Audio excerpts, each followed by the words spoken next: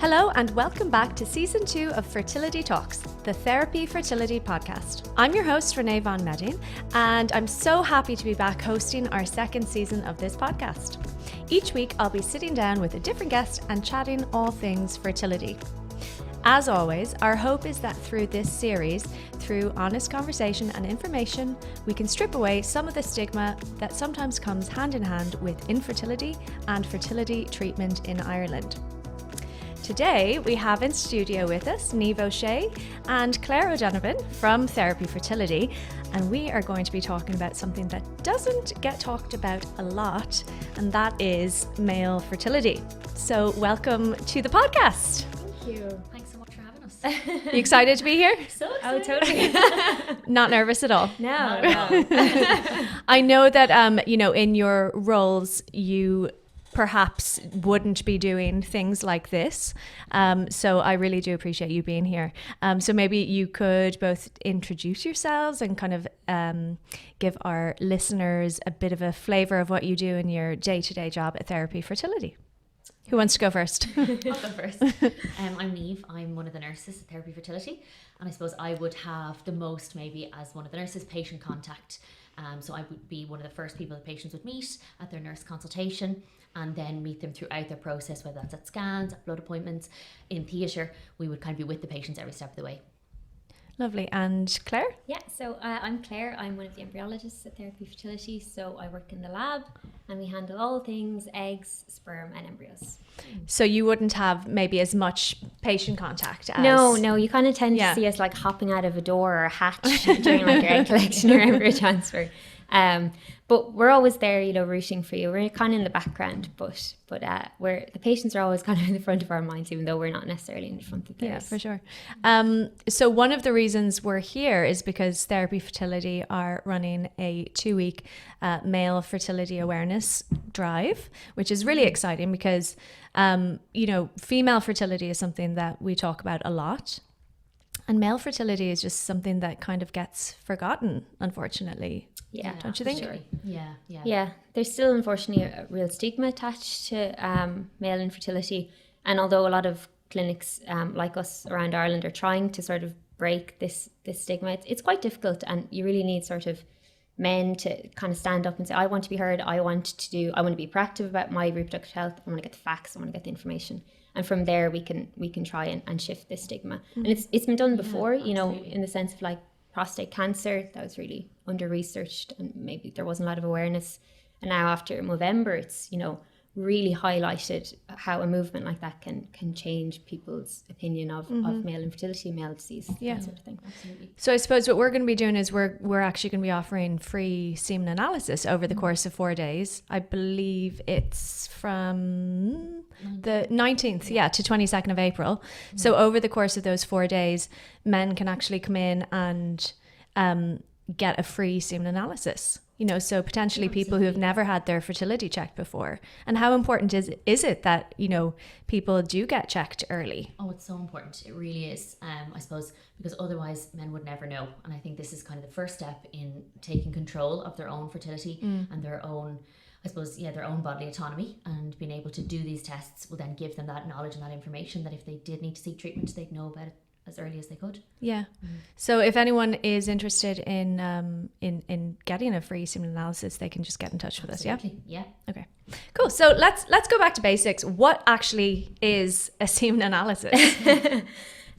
So first of all, once you produce a sample and we do your identification details and everything in the lab, we'll do a microscopic assessment and a macroscopic assessment. So macroscopic is sort of like the visual parameters, appearance, viscosity, we look at pH and volume, that sort of thing. Microscopic, then we focus on sort of 3 primary parameters. They're the really important ones for like dictating your treatment plan afterwards. And that is concentration, motility and morphology, which are kind of like elaborate words, but they're really, really straightforward. What do they each mean? So concentration is how many there are. How many they are, exactly. Motility is how well they swim. That's the main function of a sperm. They need to be fast. They need to get to that egg first. So they need to swim really well. And then finally, morphology is appearance. It's what it looks like. Yeah, we like good looking sperm for good looking eggs, essentially. Okay, so when you're getting a semen analysis, what is the purpose of it? So yes, you're looking at how many they are, like what it looks like, how fast it is, but why would a person be getting this done? I suppose it's for fertility potential, so that somebody would know whether or not the sample that they're producing would give them a likelihood that they would be able to conceive naturally. Okay, so say for people coming in to get checked, and this is outside of people who know that they need to go through fertility treatment, but for someone coming in to get checked, if they have maybe what's seen as a poor semen analysis, they would know that perhaps there are some issues there that would mean that conceiving naturally in the future would be unlikely. Yeah, it could be more difficult. I think even more importantly, like it gives them the opportunity to make a change in their lifestyle, and men are really, really lucky in the sense. I know this is the thing, and like a lot of people don't know this. So they make a brand new pool of sperm every 3 months, whereas we know as women we're born with our complement of eggs. It's so unfair, isn't it? They have all the pros. But it's amazing though that someone who does come in with what would be classed as a poor or substandard result is able to be proactive and actually do something to change that. Yeah, absolutely. Yeah, but it does make sense, it's something that's being made actively in your body. So of course your general health affects that. Same with all the rest of our cells in the body, But yeah, it does give men the opportunity to be really proactive and eventually hopefully see that benefit at the end, So what are the things? Well, let's first talk about what are the things that could affect a semen analysis, and then we'll talk about what could improve it. So what could affect it, so from a lifestyle point of view? So lifestyle wise would be smoking is a big thing. So if a man is a smoker, he's more likely to have an abnormal semen analysis. So if somebody came in and they were smoking, they could reduce or ideally completely stop smoking, and they generally speaking would see an improvement in their sample. Other things like high BMI, maybe so if somebody was overweight, they could try and lose weight and they could see an improvement. Other things would be alcohol, recreational drug use, all of that will impact things. So they could reduce alcohol intake, of course, stop drugs, and they would generally speaking see an improvement in their sample. And are there other things from a lifestyle point of view, like going to the gym and using supplements and things like this? Yeah, exercise, of course, is really good. So exercise isn't a negative thing, but like if somebody was using steroids and things like that, they would have a huge negative impact on a semen analysis. What about using saunas and jacuzzis and that sort of thing? Yeah, cool. If somebody was using maybe excessively, if somebody was in the sauna occasionally, that would impact temperatures. Things. Is that to do with heat? So the testicles need to be kept cool. Yeah. So if there was prolonged raise in temperature within the testicles, then possibly yes, that could impact someone's semen analysis. And in terms of people's careers and work, are there any types of jobs that you might be coming into contact with, certain, I mean, if you're a truck driver and you sit on a heated seat for 8 hours in the day, that's not so great for your sperm. Yeah. Obviously, if you're exposed to toxins like lead or obviously that would negatively affect sperm. But generally, as long as you're not really, really stressed out or anything, your job shouldn't really affect your semen analysis. And are there any kind of conditions that you maybe would be born with that would affect your fertility, and obviously you'd probably know about this. It wouldn't be something that would just show up in a semen analysis, but are there any types of... There's lots. There's lots. I suppose you could have some congenital issues or chromosomal issues. So sometimes if somebody's born with a chromosome abnormality, they might have an extra chromosome like Klinefelter's or cystic fibrosis. That can sometimes pose a challenge for natural conception. Otherwise, some people might be born with undescended testes, and that's a physical condition that can be corrected in childhood, but sometimes can impact someone's semen analysis later in life. The kind of shocking thing is this actually only makes up about a percentage or two of male infertility cases. The majority of, and people are going to hate this answer, but about 48 to 50% of male infertility is completely unexplained. And we don't know the answer. And it's so frustrating to tell a patient. But then all of the other reasons, some reasons are a little bit, about 12% of men have a varicocele and that negatively affects sperm production. But generally, you can go to your urologist, get it treated, and potentially naturally conceive after. Is that like a varicose? It's like a varicose vein in the testicle. Yeah, so it's a dilation of the veins in the testes. So they sort of protrude out and so they it kind of increase in temperature. Oh, okay. So they're relatively like quite common in men, and it's something you should be really aware of as a man, because it's visually you can see it. Exactly. Yeah. But I think people are really shocked by, immediately we're like, oh, hormonal deficiency, not producing testosterone is still only a couple percentage. Same with whereas people might lifestyle. assume that would be account for a huge percentage. Yeah. Infection actually is another couple percent. So obviously if you've any sort of infection, it negatively affects your sperm production or whatever. And then there's certain infections like mumps and stuff that you can get when you're like post-pubertal that negatively affect your sperm production too. So the majority of male infertility is unknown. Yes. And do you think that one of the reasons it's still unknown is that there hasn't been a huge amount of research in the area? Absolutely. Yeah. If you compare the research on eggs and embryos versus sperm every year, it is a fraction. And like you see this in normal like male reproductive health. We had a contraceptive pill for women in 1970. We still don't have a male contraception. It's absolutely bonkers. Yeah. So we are really, really behind in terms of, it's not just male fertility, it's male reproductive health that we're behind the pace, I wonder why that is. I don't know. Is it because the focus is mainly on the female during the whole process? Regardless of whether or not somebody's a male factor or there's a female issue, most of it's happening to the female. For say IVF or an IUI cycle, they're the ones taking the medications. They're the ones having the procedure done. Which is not the case at all. It's really like it's a two-person experience, and you're as equal to your wife and as equal. So it's just the focus does not seem to be on the men. It's much more on the female. Okay, so in terms of actually coming in and producing a sample, because this is something that a lot of times, probably one of the reasons why people don't get checked, is the thought of going to a clinic and producing a sample is a bit embarrassing, and daunting for people. Yeah. So what actually is the process? Because I know it's really not a big deal it's really in the clinic. It's something we do all day, every literally. day. Literally all day, every day. It's not something that we want people to be nervous about or embarrassed about. So we have two semen production rooms. So you're brought through, name, date of birth. We usually ask abstinence period, which will be 2 to 3 days. And we bring you into the production rooms. They're kind of secluded. They're in the back of the clinic. They're quiet. They're comfortable. And there's no time limit. You're just left to produce your sample. So it's not like there's someone waiting outside the door saying, are you finished yet? Nobody even knows you're in there. Do you know what I mean? You're just left to your own devices. And whenever you're finished, then you can drop it into the hatch, into Clare, in the lab. And then you're free to go. It's really straightforward. It really is. And when you consider some of the other invasive tests that exist, this is really simple, efficient. You're in that in 20 minutes if you want that. And if you're ever worried about it or if you have any sort of reservations, you can always just speak to one of us. Yeah, and we'll work out a solution. We're so used to this. This is our everyday, so we're well able to put somebody at ease. And make sure they're relaxed. And if someone is it's not happening, they can come back. Absolutely. Yeah, it happens all the time. It does. Yeah, it really does. And it's just reschedule. Try it again another day. If it takes several attempts, doesn't matter.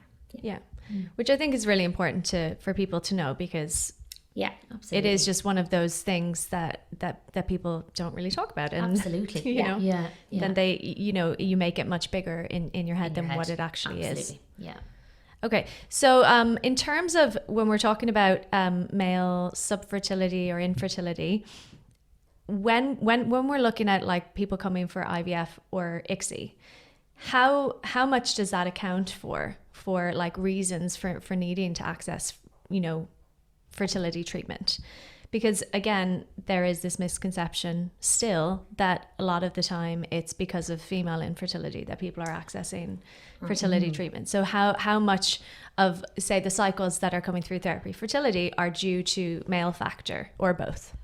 It's really 50-50. It is, and a percentage of that would have both male and female. But I don't think people realise that it really is incredibly common. And it's not us just dealing with female factor all the time. It really is a breakdown in the middle. Which again kind of makes it so crazy that, the research is not there, the emphasis is not there, if it's just as important. And it's sad really in the sense that we haven't, the semen analysis is the gold standard of testing for male fertility. And it's been like that since 1950s. it really hasn't advanced since then. We have DNA fragmentation testing, which gives us a little indication of what's happening inside the sperm, but beyond that, we really don't have a lot to test. And it's frustrating for us too as embryologists that we can't give patients some answers that we really want to know. We want to know the answers, they want to know the answers, but we can't give them. Yeah. What is the difference between and most people listening to this will kind of be well aware what the difference is between IVF and ICSI, but some people may not. So what is the difference, and what would be the reason for choosing one over the other in terms of male factor? So most of the time, ICSI is chosen when there is a male factor issue. So yeah, if somebody has an abnormal semen analysis, generally speaking, ICSI would be the advised treatment. And it's like it's an extra step. I suppose, Claire, you're the one who's doing it all. Yeah, it's funny. IVF and ICSI is such a talking point in the sense that people sort of get it into their heads that ICSI is better. And it's absolutely not the case. I 100% before, I kind of became more familiar with it. Like obviously we went through IVF to have both of our girls, and the first cycle was an IVF, but then we were in a different clinic and they just did ICSI as standard. And we just thought we were getting better value for our money. I know, it's hilarious. And sometimes that narrative is kind of pushed out, but it really isn't the case. They treat very different clinical indications. So ICSI, as Niamh said, is for male factor or potentially failed fertilization. When you look at the statistics, like there's quite a body of evidence to show that IVF and ICSI in people without male factor infertility, there's absolutely no difference. In fact, IVF mostly outperforms ICSI. So it's really important to emphasize that ICSI is to treat a certain clinical indication. It is by no means better. You just sort of bypass. It's not IVF plus. No, absolutely not. Absolutely not. And it's really important to be kind of informed on these things. Obviously, ICSI costs a little bit more. And don't get me wrong, it's brilliant for male factor infertility, and it works really well, and we get great success from it. But it is because, we have a sperm issue there. That's why it works. Here's a question. Do you have to do an ICSI if you're using frozen eggs? Yeah. And why is that? The freezing and thawing process for eggs can be a little bit traumatic for the eggs. Yeah. Okay, so it's just it's more likely to fertilize. It's just improved fertilization rates. Yeah, exactly. Because the egg has been frozen. But fresh eggs, it may not necessarily be an indication. Okay. Okay. So we have asked some questions on our socials over the last week, and we have some questions that came in for you too. Okay. If you wouldn't mind answering them. All about sperm. So someone asked, when using donor sperm, what MOT would be considered appropriate to give the best chance at a successful outcome? And maybe you could explain what MOT means for people who don't know. Sure. So at Therapie Fertility, we use MOT 20 IUI ready straws. So MOT 20 means that when we thaw the sample, there's 20 million motile sperm in that sample. It doesn't mean really 20% motility. It's 20 million motile sperm. We ask you to buy this particular sample. You can buy lesser motes, but what ends up happening is you end up buying a lot more straws because they're not as good quality. So we'd prefer you to get one quite good straw, and then that will hopefully lead to... So quality over quantity. Exactly. Yeah, exactly. Okay. So we kind of briefly touched on this, but can you talk about the damage that mumps does to male fertility? Yeah, so mumps causes swelling, and so as a result then, if the testicles were to swell because a man had an active mumps infection, that can then impact like sperm production and the quality of the sperm in the testes. So that can impact it because of the swelling, the heat, the inflammation of the testicles. The good news is though, it's only about 20 to 30% of post-pubertal men that suffer from male infertility, and it's incredibly rare that you get to a stage that you don't produce sperm. You just might produce less. Okay. So it's not all doom and gloom. Yeah. Okay. And most people are vaccinated 4 months and they get the MMR. We have a booster then at 12, so most people are vaccinated from it. So it's an unlikely enough infection, but yeah. Okay. So important to get. Vaccinated. Yes. When would you consider checking the sperm DNA fragmentation? So you mentioned this, that it is another test that we can do. In what scenarios would that be kind of indicated? Yeah, so it's not for everybody, but there's certain lifestyle things that we would look at. So in men over 40, smokers, men with any kind of maybe medical conditions, diabetes, high blood pressure, cholesterol, gout, things like that. If, say, men with a high BMI and heavy smokers, men with a higher alcohol intake, things like that would sometimes give us an indication that there's a possibility that the DNA fragmentation could be high. So in those cases, we would do that testing, but it's more expensive. It takes a while for the results to come back, that we don't offer it for everyone. But if somebody wanted to have it done, they absolutely can. You know, if somebody just chose to have it done, there's no issue with that. We absolutely could do it, but it's not something that would be recommended for everybody. Everybody has to have. Yeah, it's not kind of a. And is it possible that like you'd have a normal semen analysis and then an abnormal, you know, you'd find issues within the DNA? Yes, we would see that. Yeah, possibly. it is possible. Yeah, it's probably not as common. There's usually probably an indication. You'd probably see something in the idea, but as it's absolutely possible. Yeah. Okay. Cool. What does motility and viscosity mean, and why would it be an issue? So we've covered motility. Yeah. So motility is How the sperm swim. how it moves. So what's viscosity, and why do people get hung up on it? Why does it matter? Yeah, it's really just the thickness of the sample, and we really noted down on the semen analysis report to sort of inform our like preparation techniques when you come back for treatment. Yeah. So typically, if you're coming for treatment, we would maybe dilute the sample with MHM, which is our culture media, or pass it through like a hypothermic needle to try and break up some of the viscosity.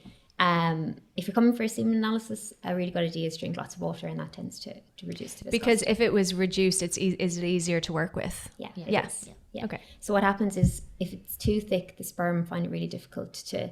So, like in normal physiology, usually when the sperm are deposited into the vagina, the very first test of a good sperm is, can it swim from the seminal fluid? Sperm don't like to sit in the seminal fluid. They want to get out of there straight away.